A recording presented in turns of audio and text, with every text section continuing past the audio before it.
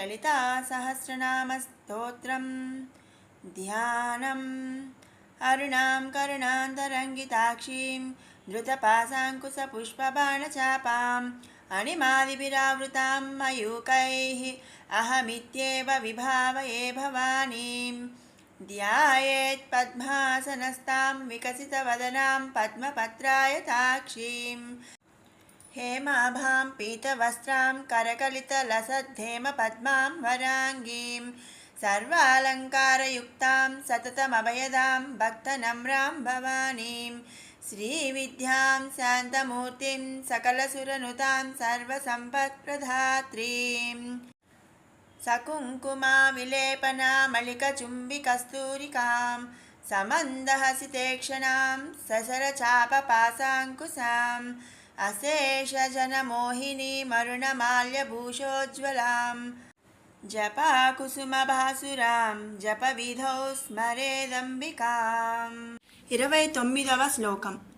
బండపుత్రవధోద్యుక్త బాలా విక్రమనందిత మంత్రిణ్యంబా విరచిత విషంగవదతోషిత.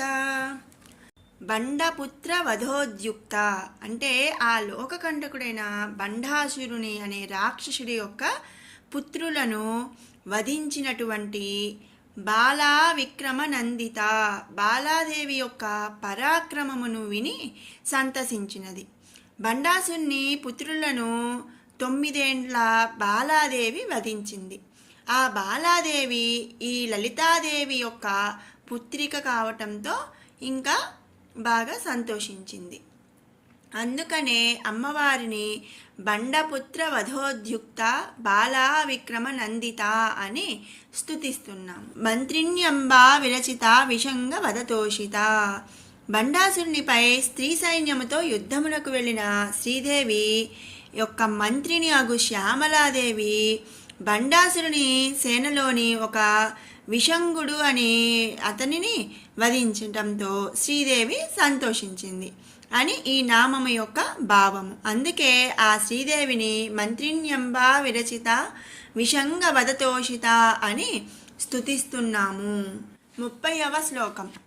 విశుక్ర ప్రాణహరణ వారాహి వీర్యనందిత కామేశ్వర ముఖాలోక కల్పిత శ్రీ గణేశ్వర. విశుక్ర ప్రాణహరణ వారాహి వీర్యనందిత. బండాసురుని సేనలోని విశుక్రుడను వాని ప్రాణములను శ్రీదేవి సైన్యము అందలి వారాహీదేవి వధించింది. ఆ వారాహీదేవి విశుక్రుణ్ణి వధించటంతో శ్రీదేవి వారాహీదేవి యొక్క పరాక్రమములకు ఎంతగానో సంతోషించింది అని ఈ నామము యొక్క భావము.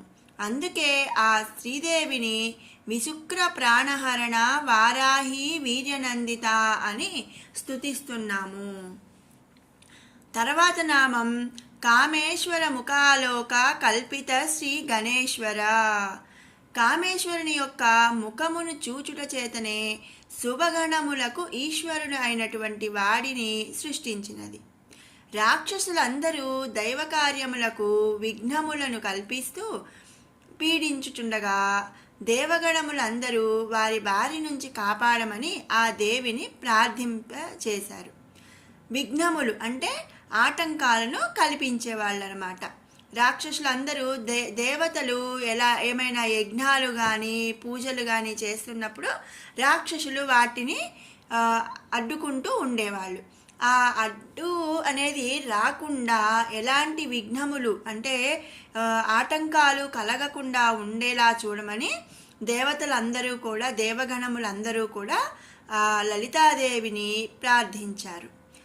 లలితాదేవి కామేశ్వరుని యొక్క ముఖమును చూసినంతనే ఆ గణములకు ఈశ్వరుని సృష్టించింది.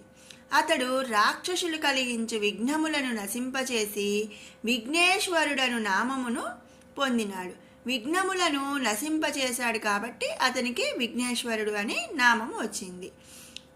ఆ కామేశ్వరుని ముఖమును చూసినంతనే విఘ్నేశ్వరుణ్ణి సృష్టించింది కాబట్టి ఆ శ్రీదేవిని కామేశ్వర ముఖాలోక కల్పిత శ్రీ గణేశ్వర అని స్తుతిస్తున్నాము. సంతానం కోరుకునే వాళ్ళు ఈ నామాన్ని జపించినంత కూడా చాలా మంచిది అని, ఆ తల్లి సంతానాన్ని ప్రసాదిస్తుంది అని కూడా చెప్తుంటారు. 29, 30 శ్లోకాల వివరణ తెలుసుకున్నాం కదా. ఇప్పుడు 27 నుంచి 30 శ్లోకాల వరకు 2 సార్లు పారాయణ చేసుకుందాం. కిరిచక్రరతారూఢ దండనాథ పురస్కృత జ్వాలామాలినికాక్షిప్త వహ్ని ప్రాకార మధ్యగా బండ సైన్యవధోద్యుక్త శక్తి విక్రమహర్షిత నిత్య పరాక్రమాటోప నిరీక్షణ సముత్సుక బండపుత్రవధోద్యుక్త బాలా విక్రమనందిత మంత్రిణ్యంబ విరచిత విషంగవదతోషిత విశుక్రప్రాణహరణ వారాహి వీర్యనందిత కామేశ్వరముఖాలోక కల్పిత శ్రీ గణేశ్వర. మరొక మారు పారాయణ చేద్దాము. కిరిచక్రరతారూఢ దండనాథ పురస్కృత జ్వాలామాలినికాక్షిప్త వహ్ని ప్రాకార మధ్యగా బండ సైన్యవధోద్యుక్త శక్తి విక్రమహర్షిత నిత్య పరాక్రమాటోప నిరీక్షణ సముత్సుక బండపుత్రవధోద్యుక్త బాలా విక్రమనందిత మంత్రిణ్యంబ విరచిత విషంగవదతోషిత విశుక్రప్రాణహరణ వారాహి వీర్యనందిత కామేశ్వరముఖాలోక కల్పిత శ్రీ గణేశ్వర. ఓం శ్రీమాత్రే నమః.